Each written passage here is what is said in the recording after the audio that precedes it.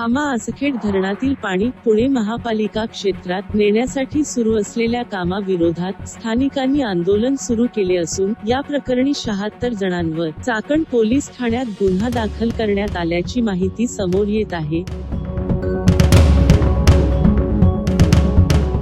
सध्या पोलीस बंदोबस्तात पाईपलाईनचे काम सुरू आहे। स्थानिक गावकऱ्यांनी याला सुरुवातीपासून विरोध केला आहे। बंदिस्त पाईपलाईनचे काम सुरू असताना स्थानिक नागरिकांनी कामाच्या ठिकाणी येऊन काम बंद करण्यासाठी घोषणा दिल्या। याबाबत हा गुन्हा दाखल करण्यात आला आहे।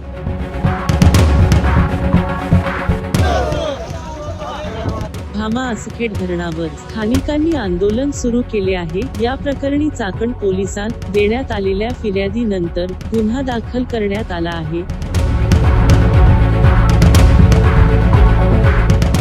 सत्यवान नवले, रोहिदास बांदल, गजानन पुडेकर, गणेश जाधव, तुकाराम नवले, देवीदास जाधव, चंद्रकांत शिंदे, रोहिदास कुरुळे, रोहिदास जाधव, चंद्रकांत चोरघे, शंकर साबळे, बबन बेंडुरे, चंद्रकांत डांगले, धोंडी भाऊ शिंदे, शांताराम शिवेकर, किसन नवले आणि इतर 50 ते 60 जणांच्या विरोधात गुन्हा दाखल करण्यात आला आहे।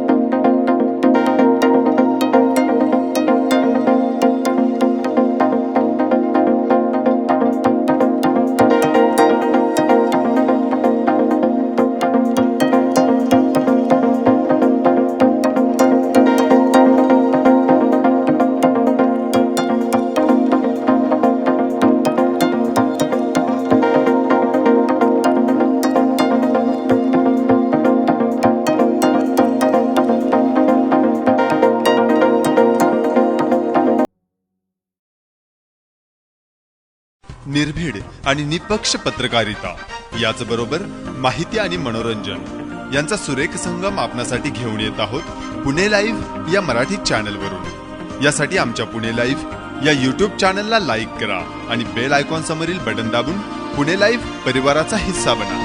धन्यवाद।